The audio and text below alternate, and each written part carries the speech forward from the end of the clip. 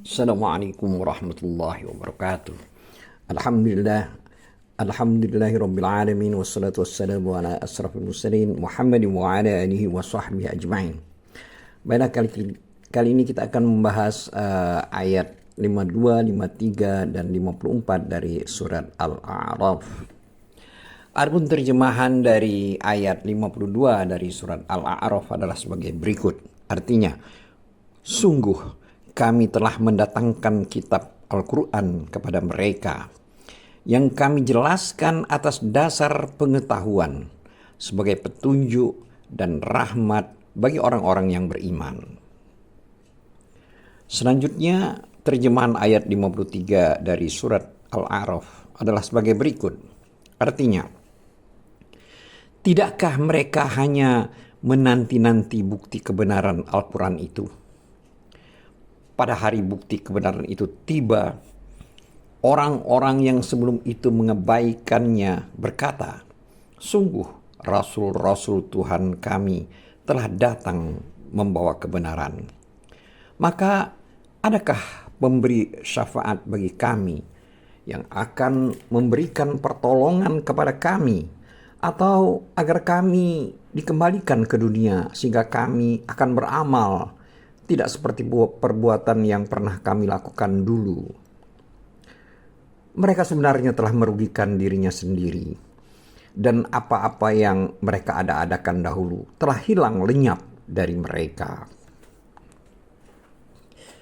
Terkait dengan ayat 52 dan 53 yang telah kita bacakan tadi, Allah Ta'ala berfirman mengabarkan tentang alasannya kepada orang-orang musyrik dengan mengutus seorang rasul kepada mereka dengan kitab suci yang dibawa oleh rasul tersebut.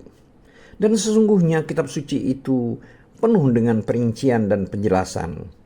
Sebagaimana Allah telah berfirman dalam surat Hud ayat 1 yang artinya, inilah kitab yang ayat-ayatnya disusun dengan rapi, lalu dijelaskan secara terperinci, yang diturunkan dari sisi Allah yang maha bijaksana dan maha teliti.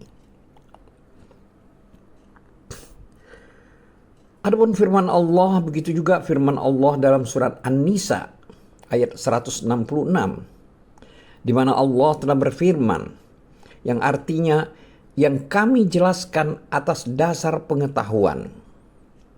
Di sini maksudnya atas dasar pengetahuan adalah atas dasar pengetahuan dari kami tentang apa-apa yang telah kami jelaskan. Sebagaimana Allah berfirman yang artinya Dia menurunkannya dengan ilmunya. Terkait dengan ini, maka Ibnu Jarir rahimahullah berkata, ayat itu dikembalikan kepada firman Allah Ta'ala pada surat Al-A'raf ayat 2, di mana Allah telah berfirman yang artinya, inilah kitab yang diturunkan kepadamu Muhammad, maka janganlah engkau sesak dada karenanya, agar engkau memberikan peringatan dengan kitab itu dan menjadi pelajaran bagi orang yang beriman. Selanjutnya adalah ayat 52 surat Al-A'raf yang artinya, sungguh kami telah mendatangkan kitab Al-Quran kepada mereka. Terkait dengan ayat-ayat ini, pendapat yang dikatakan oleh Ibnu Jarir rahimahullah itu harus diteliti ulang. Karena jarak pemisah antaranya itu cukup jauh. Tidak ada dalil yang menunjukkan akan hal tersebut. Sesungguhnya ketika Allah Ta'ala mengabarkan tentang kerugian yang mereka dapatkan di dalam kehidupan akhirat, Allah Ta'ala menyebutkan bahwa Dia telah mematahkan alasan-alasan mereka di dalam kehidupan dunia dengan mengutus para rasulnya dan menurunkan kitab-kitabnya. Hal ini sama dengan firman Allah pada surat Al-Isra ayat 15 yang artinya, tetapi kami tidak akan menyiksa sebelum kami mengutus seorang rasul. Jadi oleh sebab itu Allah berfirman selanjutnya dalam surat Al-A'raf ayat 53 yang kita sedang bahas ini, yaitu firman Allah yang artinya, tidakkah mereka hanya menanti-nanti bukti kebenaran Al-Quran itu? Maksudnya mereka menantikan apa yang telah dijanjikan, yaitu berupa siksaan, hukuman, surga, dan neraka. Lalu dikatakan oleh Mujahid rahimahullah, juga itu yang dikatakan maksudnya oleh Mujahid rahimahullah dan banyak ulama lainnya. Adapun Ar-Rabi rahimahullah berkata, akan terus datang perkara dari pembuktian kebenaran Al-Quran hingga akan sempurna pada hari perhitungan, yaitu hingga para penghuni surga masuk ke dalam surga dan penghuni neraka masuk ke dalam neraka. Pada hari itulah semua bukti kebenaran Al-Quran menjadi sempurna. Selanjutnya firman Allah Ta'ala pada ayat 53 surat Al-A'raf, yaitu pada kalimat pada hari bukti pembenaran itu tiba, itu maksudnya adalah hari kiamat.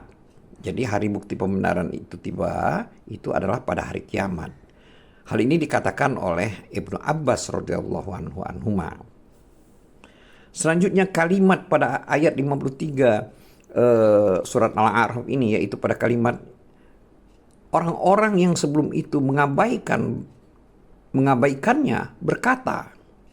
Jadi maksud dari kalimat pada ayat 53 ini, yaitu kalimat orang-orang yang sebelum itu mengabaikannya berkata, itu maksudnya adalah orang-orang yang tidak mengamalkannya dan berpura-pura melupakannya di dalam kehidupan dunia. Maka selanjutnya kalimat pada ayat 53 berikutnya adalah firman Allah, di mana Allah berfirman yang artinya, sungguh rasul-rasul Tuhan kami telah datang membawa kebenaran. Maka adakah pemberi syafaat bagi kami yang akan memberikan pertolongan kepada kami? Ini maksudnya adalah perkataan dari orang-orang yang tidak mengamalkan tersebut, yaitu sungguh rasul-rasul Tuhan kami telah datang membawa kebenaran. Maka adakah pemberi syafaat bagi kami yang akan memberikan pertolongan kepada kami?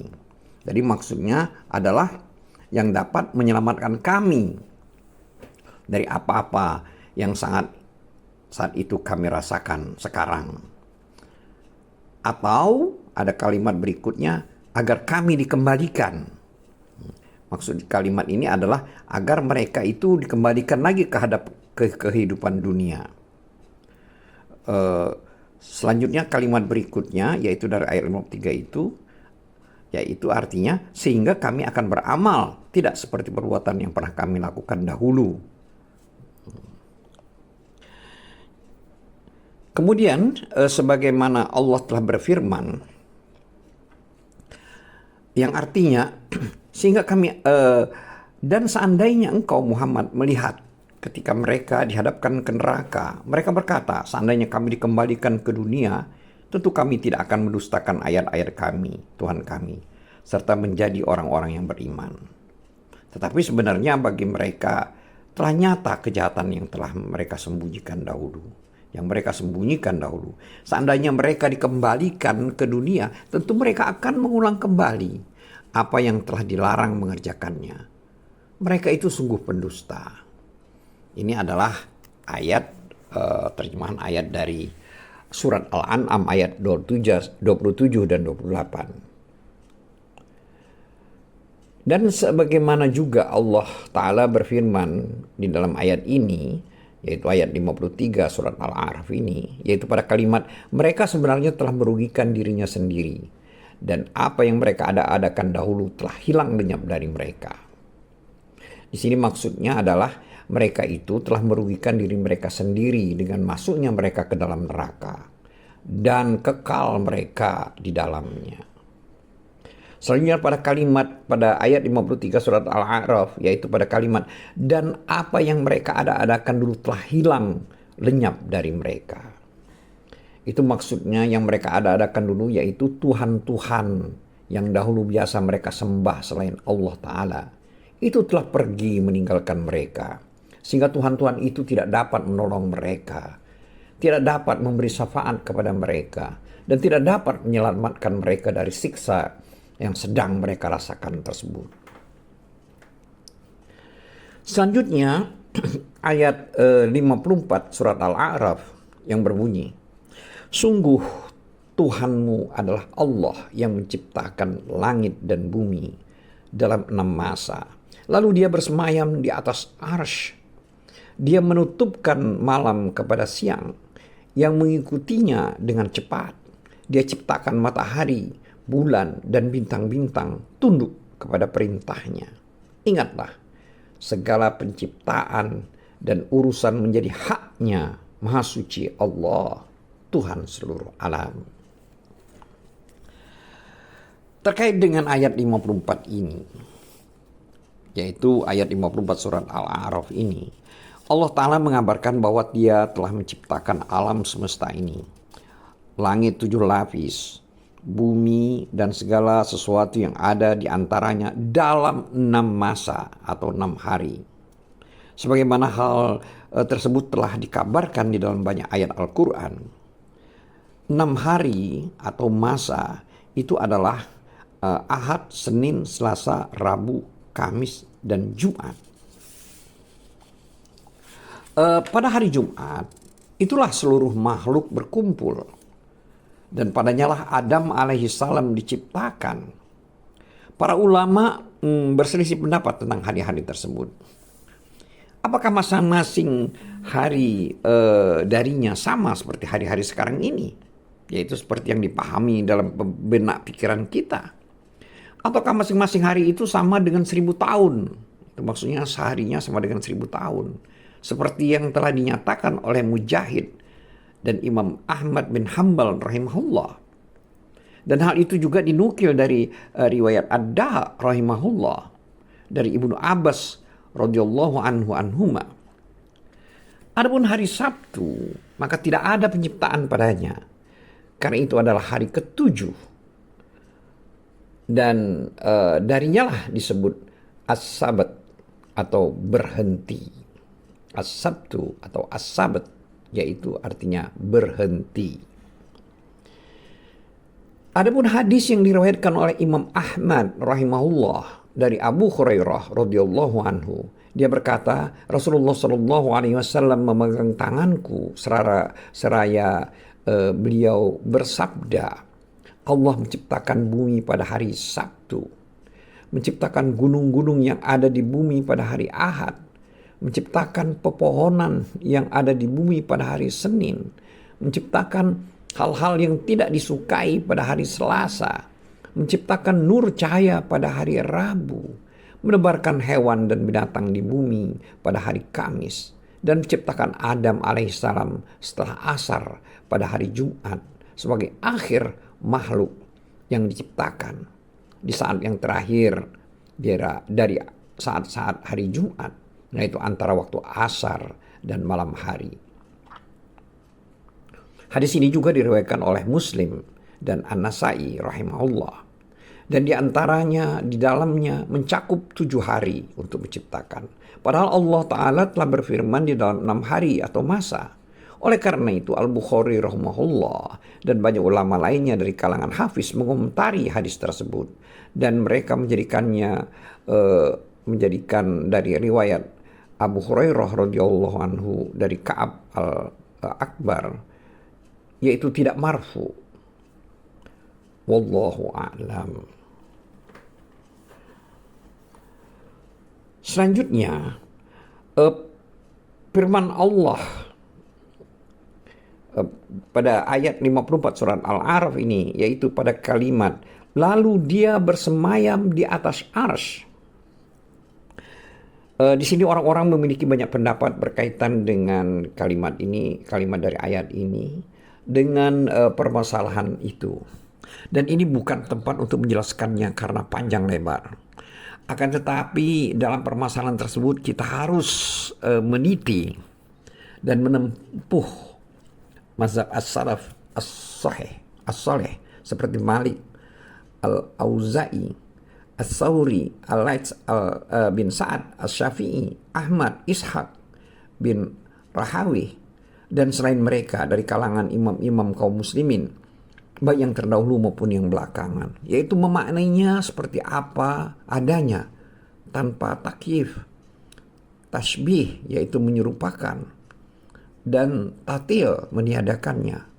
Mana zahir yang dipahami oleh bentuk pikiran musyabihah, yaitu orang-orang yang menyerupakan, itu harus dinafikan dari Allah Ta'ala. Karena tidak ada sesuatu pun dari makhluk Allah Ta'ala yang menyerupainya. Dan tidak ada sesuatu pun yang serupa dengan Allah, dengan Dia. Dan Dialah yang maha mendengar lagi maha melihat. Seperti tercantum dalam firman Allah dalam surat Asy-Syura ayat 11. Artinya tidak ada sesuatu pun yang serupa dengan Dia. Dan Dia yang maha mendengar, maha melihat. Laisa kamitslihi syai'un wa huwas samiul basir. Bahkan hakikatnya adalah seperti yang dikatakan oleh para imam. Di antara Nuraim bin Hamad Al-Khuzai, gurunya Al-Bukhari, dia berkata, barang siapa yang menyerupakan Allah Ta'ala dengan makhluknya, maka dia kafir. Barang siapa yang menentang apa-apa yang telah Allah sifatkan untuk zatnya, maka dia telah kafir. Tidak ada hal-hal yang telah Allah Ta'ala dan Rasulnya Sallallahu Alaihi Wasallam sifatkan untuk zatnya menyerupakan penyerupaan sedikit pun. Barang siapa menetapkan bagi Allah Ta'ala sifat-sifat yang telah disebutkan oleh ayat-ayat yang sharih dan hadis-hadis yang sahih sesuai dengan pantas yang layak dengan kemuliaan Allah Ta'ala dan menafikan segala bentuk aib dan kekurangan dari Allah Ta'ala, maka dia telah meniti dan menempuh jalan petunjuk dan hidayah. Jadi dia telah menafikan segala bentuk aib dan kekurangan dari Allah Ta'ala, maka dia telah meniti dan menempuh jalan petunjuk dan hidayah.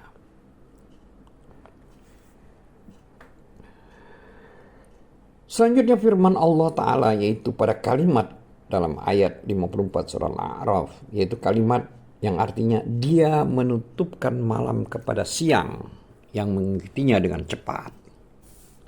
Di sini maksud daripada kalimat ini adalah yaitu kegelapan malam dihilangkan oleh cahaya siang dan cahaya siang dihilangkan oleh kegelapan malam. Dan masing-masing dari keduanya mengikuti yang lainnya dengan sangat cepat, yaitu cepat dan tidak tertunda. Bahkan apabila siang telah hilang maka malam segera datang. Dan apabila malam telah hilang maka siang segera datang. Sebagaimana Allah Ta'ala berfirman yang artinya dan suatu tanda kebesaran Allah bagi mereka adalah malam. Kami tanggalkan siang dari malam itu. Maka ketika itu mereka berada dalam kegelapan dan matahari berjalan di tempat peredarannya. Demikianlah ketetapan Allah yang maha perkasa, maha mengetahui, dan telah kami tetapkan tempat peredaran bagi bulan, sehingga setelah ia sampai di tempat peredaran yang terakhir, kembalilah ia seperti bentuk tandan yang tua. Tidaklah mungkin bagi matahari mengejar bulan, dan malam pun tidak dapat mendahului siang. Masing-masing beredar pada garis edarnya. Ini adalah terjemahan dari surat Yasin ayat 37 sampai 40. Selanjutnya firman Allah pada ayat 40 surat Yasin yang artinya dan malam pun tidak dapat mendahului siang. Itu maksudnya artinya tidak terluputkan dengan waktu yang tertunda darinya. Bahkan dia berada tepat di belakang dan tidak ada jarak pemisah antara keduanya, yaitu antara malam dan siang. Oleh sebab itu, Allah berfirman dalam ayat 54 surat Al-A'raf ini, yaitu pada kalimat yang mengikutinya dengan cepat. Dia ciptakan matahari, bulan, dan bintang tunduk kepada perintahnya. Di antara para ulama ada yang menasafkan dan di antara mereka ada pula yang merafakkan. Dan kedua-duanya memiliki makna yang hampir sama. Yaitu seluruhnya berada di bawah kekuasaan Allah, pendudukannya dan kehendaknya. Oleh karena itu Allah berfirman sambil menjelaskan, yaitu pada ayat 54 surat Al-A'raf, yaitu pada kalimat ingatlah segala penciptaan dan urusan adalah menjadi haknya. Maksudnya di sini adalah menjadi hanya menjadi miliknya segala kekuasaan dan pengaturan.